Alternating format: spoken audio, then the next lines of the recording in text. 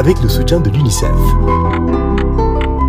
LHV, la lecture à haute voix. LHV. Bonjour, mon nom c'est Aïssatou Amis Cissé.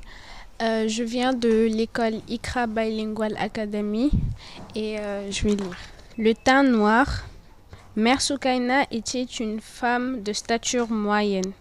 Sous l'ample grand boubou de Lagos qu'elle revêtait invariablement, on devinait aisément son corps menu. Quelque peu éprouvée par les ans et les servitudes d'une existence jalonnée de perpétuelles luttes pour la survie, avide de palabres, elle avait une bouche aux lèvres proéminentes qui, en s'entr'ouvrant, dévoilait une denture rougeâtre. Elle était friande de cola. De temps en temps, les doigts de sa main gauche reposaient l'éternel fichu vert piqué d'étoiles blanches dont sa tête était couverte et grattaient laborieusement sa tignasse de cheveux grisonnante. Pétrie de discrétion, Mère Soukaina détaillait à la dérobée son interlocuteur. Son regard furtif, lorsqu'il osait se poser un instant sur ce dernier, l'enveloppait d'une infinie tendresse. Car Mère Soukaina était bonne, d'une bonté ineffable qui se manifestait par une sorte d'abandon moral, total, presque naïf. À l'autre quel qu'il fût, jeune ou adulte, proche ou étrange. Ainsi, mon jeune âge, loin d'ériger un mur de gêne entre nous, était-il une raison suffisante pour qu'elle prît plaisir à s'entretenir avec moi, me faisant bénéficier de son expérience. S'il veut s'instruire, l'enfant doit assidûment fréquenter les vieilles personnes. À côté de Mère Soukaina, comme jadis, les cadets à l'ombre de l'arbre à palabres séculaires qui abritaient les assises au cours desquelles fleurissaient la sagesse et la sagacité des aînés. J'appris beaucoup de choses. J'appris, entre autres choses, à mieux connaître cette brave femme en qui s'incarnaient les vertus cardinales de la femme sénégalaise. Modeste mais d'une fierté innée, prodige en teranga même quand elle est de basse condition, laborieuse, ne souffrant à aucun moment de décevoir ses naoulés ou de dévier du chemin de l'honneur. Après la mort de Matar Cham, son époux, emporté par une courte maladie, Mère Soukaina s'était retrouvée seule à l'âge de 40 ans. La présence d'un fils ou d'une fille à elle le consolait.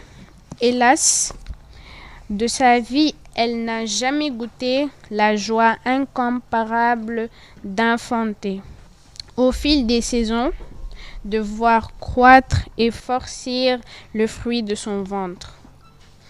Porté 9 mois durant, 9 mois de douleur, de lourdeur et d'espoir mêlés d'inquiétude. Merci Aïssatou. Est-ce que vous pouvez nous donner l'idée générale de ce que vous venez de lire? En résumé, c'était Mère Soukaina. Elle était vraiment modeste et elle a été en deuil parce que son mari a quitté la vie. Elle avait été vraiment triste car elle a perdu une personne qui était vraiment importante dans sa vie. Pourquoi les enfants doivent fréquenter les personnes âgées? C'est un passage du texte. La plupart du temps, quand un enfant fréquente une personne âgée, la personne âgée peut lui donner du savoir. De l'expérience. Et de l'expérience qu'il a vécue. Okay, merci beaucoup.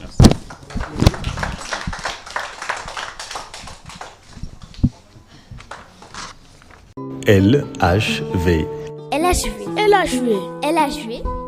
LHV, la lecture à haute voix. LHV.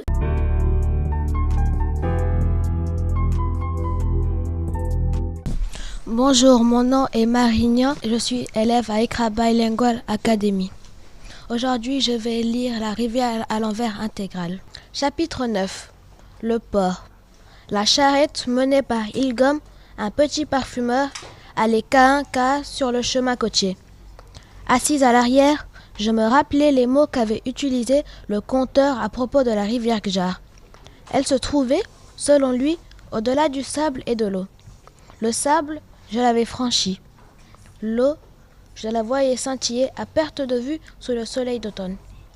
On entendait le bruissement tranquille des vagues. L'océan.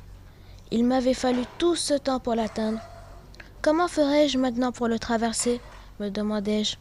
Et quels périls m'attendent de l'autre côté, si jamais j'y parviens, sans compter qu'il faudra bien revenir. J'en étais là, de mes pensées, quand nous avons aperçu les toits en ardoise du port. Comment s'appelle cet endroit? Oskedi Begalidem, m'a lancé Ilgom. Os comment? Oskedi Begalidem. Ici, tous les villages ont des noms à coucher dehors. Et les gens aussi. Vous verrez. Nous avons suivi une ruelle pavée qui montait raide entre des maisons de briques. 3 enfants y faisaient rouler un chariot de leur fabrication. Arrivé tout en haut, mon parfumeur m'a aidé à descendre de la charrette. Vous voulez traverser l'océan, n'est-ce pas? Alors venez avec moi et j'aurai peut-être une surprise pour vous. Il y a une chance sur 1000, mais sait-on jamais? Il a frappé à une porte semblable aux autres, mais dont le heurtoir figurait une encre marine. La fenêtre s'est ouverte à l'étage et un colosse, à l'air jovial, en a rempli le cadre. Voilà. Alors dis-moi, quel type de texte tu as ici? Un texte narratif. Alors ça raconte quoi en fait? Ça raconte l'histoire d'une jeune fille qui se nomme Anna et qui rejoint la mer pour la traverser. Ok, mais comment tu trouves ce paysage-là? Comment tu trouves la manière dont il décrit un peu le paysage et tout? Je trouve que le paysage est selon moi très tranquille. Et voilà. Pourquoi tu es tranquille? Parce que tu aimes la tranquillité? Pas vraiment. Voilà. Merci beaucoup. LHV. LHV. LHV. LHV. LHV. LHV, la lecture à haute voix. LHV. Avec le soutien de l'UNICEF. Merci 1000 fois. Merci d'accompagner des enfants.